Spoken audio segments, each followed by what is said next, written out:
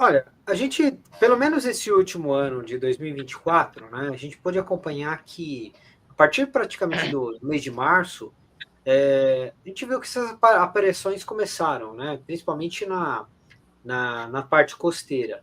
E a gente sabe que a maior parte das bases militares americanas, elas estão nessa região costeira, né? E a gente viu esse comportamento, né? Muitas pessoas fazendo ali a visualização, filmando. A maior parte a gente constatou que era drone, né? Porque tinha as luzes de sinalização. Então você tem luzes de sinalização que são verde, azul, é, amarela, você tem vermelha, entre outras, né? Então a gente sempre tinha essa sinalização. Mas na maior parte das vezes os drones eram drones civis, né, não eram drones militares, porque os drones militares, quando eles estão chegando perto da costa, tá, eles, como tem a opção também de ser furtivos, eles vêm completamente apagados, vêm numa altitude maior, para que a maior parte das pessoas não percebam que eles estejam ali, né? E quando a gente viu essa questão de Nova Jersey, Virgínia, até praticamente teve Boston, teve parte ali de Orlando, né, Flórida, né? A gente viu que o comportamento era um comportamento muito civil, né? E às vezes esses drones, que fique bem claro, eles estavam em torno das bases, em torno da base, a gente está falando às vezes de uma questão de 1, 2 quilômetros. Então muita gente vê como preocupante, né? Até porque toda a área militar, seja no Brasil, como em toda a parte praticamente do globo, você tem placas, né, que vai estar mostrando lá, né, proibido voo de drone, porque tem captura, né, do drone, ou às vezes até outro tipo de interceptações, né, e assim por diante. Já no caso o que foi falado na maior parte aí da mídia, né, para mim foi um sensacionalismo, né, uma questão voltada aí também a uma questão de entretenimento. Então eu acho que isso foi um boom, né? Eu acho que tanto para a galera da ufologia, para quem é criador de conteúdo, e a maior parte das coisas ali foi explicada. Só que eu vejo essa questão mais como uma questão bélica, tá? Porque a China, ela vem demonstrando desde 2023 muitos brinquedos, né, novos. E você sabe que há uma competição.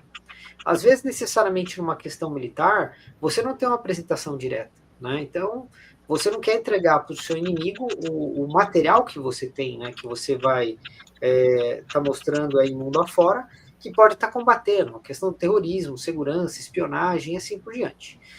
Então, como que eu vejo hoje esse cenário nosso, né? Eu acho que os Estados Unidos, acho não, né? Creio que os Estados Unidos, eu acho que esse ano vai apresentar muita coisa no segmento militar, né? Porque a China, com a questão do J-20, o dragão chinês, né? Que a gente percebe que é uma nave triangular, que tem esse formato que o pessoal vê, que geralmente, né, no caso, na parte do triângulo, né, as luzes no meio, uma luz mais forte. Só para você ter uma ideia, o dragão chinês, ele pode estar lançando dele mais 40 drones.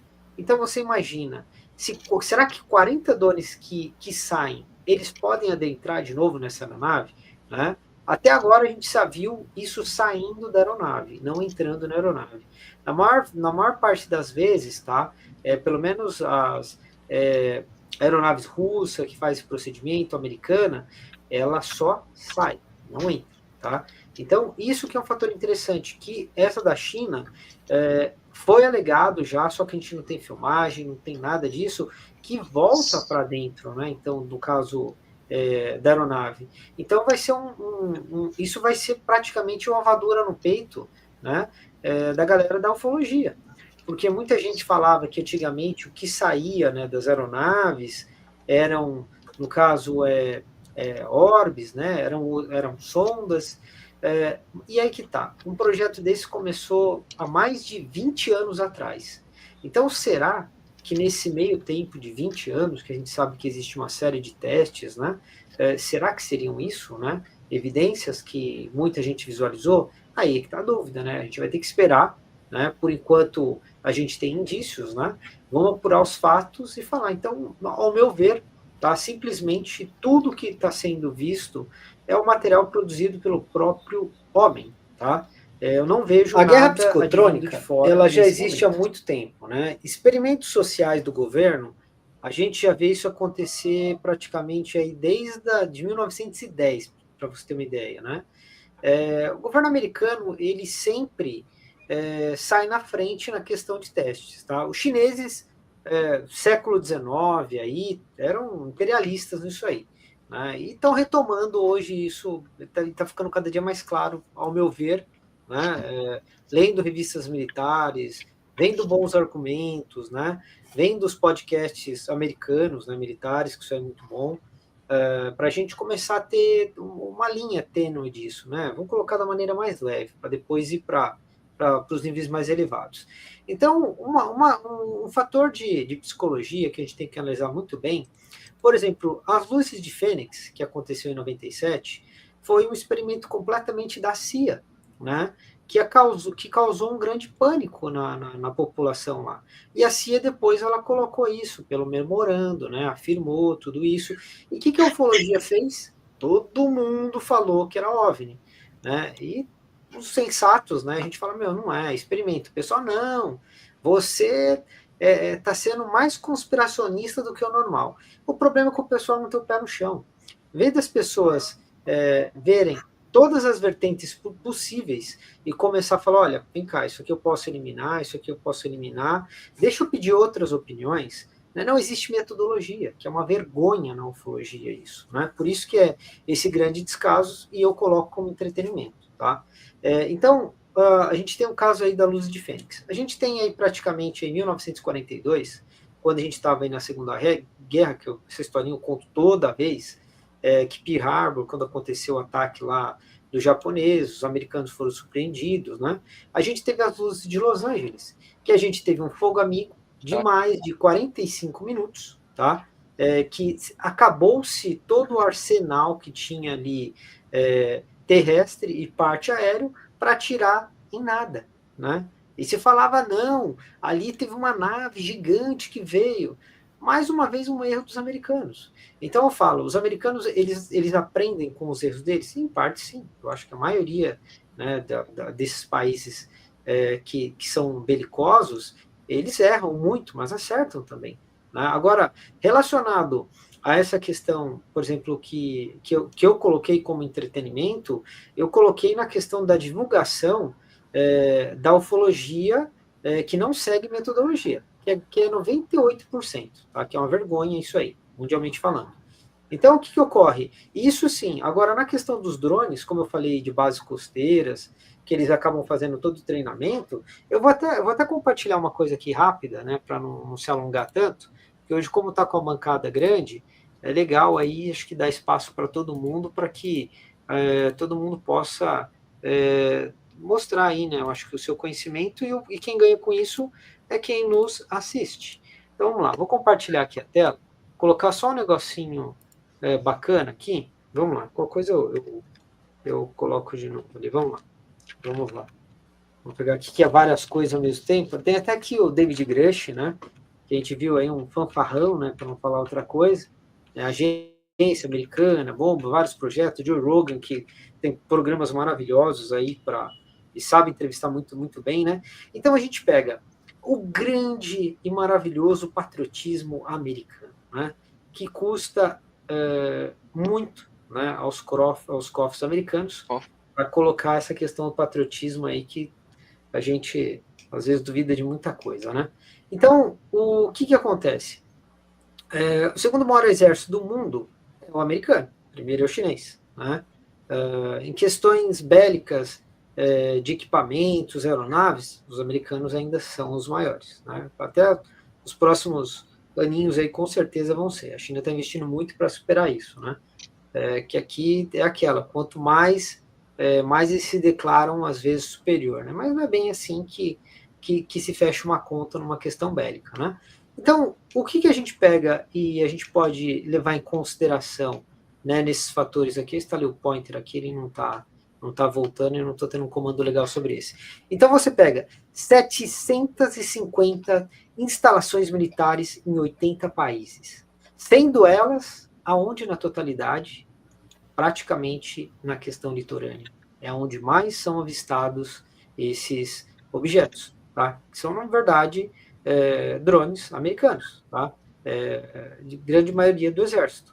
Exército, marinha, aeronáutica, né? São vários distintos aí.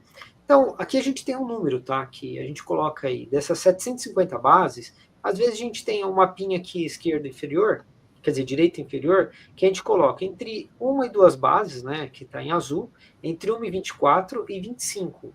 Então, você pega que os Estados Unidos, ele ali na Europa e no Japão, aonde pode cercear melhor o seu inimigo, é que ele está posicionado, né?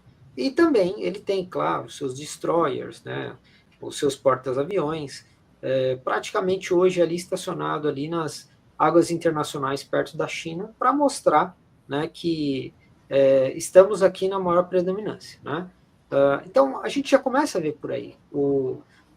Ao ponto que os chineses mostram, eles estão lá vigiando, né? Tanto é que eu achei super interessante. Essa questão dessas aeronaves, o J-20, não foi nem um dragão chinês, que ela estava muito equivalente a um F-22 Raptor, né? Porque o J-20 é uma aeronave que está praticamente aí desde 92, né? Sendo projetada. Então você imagina, às vezes eles se encontram, né, nas águas internacionais e às vezes tem aquela competição, que é uma coisa, digamos assim, normal até, né? Então eu achei isso muito interessante, de verificar a capacidade dos chineses nesse quesito, tá? Então, onde eu quero chegar com tudo isso? Então, a gente acaba colocando as bases, vários mapas, os indicativos, né, como é que funcionam, a questão da superioridade, né, americana. Eu acho que a gente tem que falar desses números, porque isso aqui é importante. Eu acho que a gente tem que dar sempre o ônus da prova, porque o que ufólogos falam, americanos e canadenses, para mim tem sido uma vergonha, porque eles têm mostrado nada vezes nada, e a questão de contundência é zero, é uma vergonha absoluta, tá? Então, eu acredito que quando você tem que dar uma notícia, ela tem que ser verossímil, ou pelo menos falar, eu tenho indícios que podem ser isso. Quando você não mostra nada, fica só sobre um fator especulativo, você não gera informação, você gera desinformação e você desagrega uma questão voltada numa pseudociência, que é o caso da ufologia, tá? Então, isso que a gente tem que levar em consideração. A maior parte das bases litorâneas, ela tem mais ou menos um aspecto parecido com isso aqui, tá? Então, o que acontece? Você vai ter os hangares, então, aqui à direita a gente vê os drones, né, que são comandados aí por container, hoje por computadores móveis, que o Exército tem condição de fazer isso, a Marinha, a Aeronáutica, né? Unidades também terrestres que hoje são operadas via satélite aí, de maneira autônoma, né? Então, esse tipo de hangar, às vezes, que a gente vê aqui, que são montados rápidos, eles estão, na sua totalidade, nas regiões costeiras, tá? E aonde, reafirmando por enésima vez, né, o que tanto é avistado. Então, a gente coloca aqui, esse seria o mapa de onde estaria praticamente aí as bases americanas, tá? Então a gente tem um mapinha aqui mostrando, né, o calorzinho aí, como os americanos têm uma predominância muito grande, tá? Se for pegar hoje, né, o mapa aí no caso da OTAN, né, poxa, fica apagado perto do que tem aqui. Então a gente vê por que a soberania tanto da americana, que a gente vê até o Trump, que ele fala que quer sair da OTAN, porque ele não precisa da OTAN. Tá? Porque mesmo que os países da OTAN falam, olha, você vai ter que tirar a sua base daqui, ele estrategicamente, os Estados Unidos, ele está muito bem amparado, tá, nas suas bases. Ninguém vai querer que os americanos saiam, tá? Por mais que saia da OTAN, que tire as suas bases de lá, porque seria daí uma grande afronta, né? Coisa que vai ser muito difícil acontecer. Então, levando em consideração essas questões que a gente coloca aqui, e como eu acabei dizendo da questão dos drones, né? Os drones agrícolas, como o Adriano colocou, já coloquei em outras lives, porque a gente tem que explicar, mas é cansativa essa questão do que se fala. Os drones agrícolas, eles são muito barulhentos, mas muito mesmo, e muito bem sinalizados, tá? Então, o que acontece? Foi abatido no Texas 2 drones agrícolas, e os próprios agricultores já estavam tomando cuidado em voar numa altitude até maior, para que nenhum fazendeiro se assustasse por conta da desinformação, de maus ufólogos e essa questão da mídia sensacionalista que às vezes aterroriza. Então você imagina um drone de $100 mil, um outro acho que era de $170 mil, abatido por um rifle, né? Aí o que vai falar? O cara vai lá trocar satisfação com o cara, por que você bateu o meu drone? Primeiramente, está no espaço aéreo, está na propriedade. Ele pode atirar? Pode. Se ele se sentiu ameaçado, não vai dar nada para o outro. Mas é óbvio que nesse de $170 mil, tem a matéria que eu não peguei aqui, teve até um acordo entre os fazendeiros. Um acabou ajudando o outro e tal, para não ficar um mal entendido, e uma política de boa vizinhança, como acontece no poder bélico, tá? Muitas vezes. Então, onde eu quero chegar com tudo isso?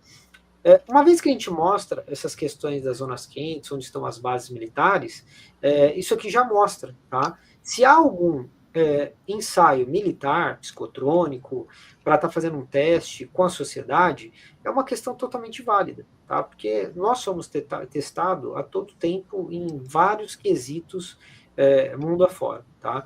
Só não vê quem não quer, tá? E não é dentro de uma conspiração, não, é dentro de uma realidade.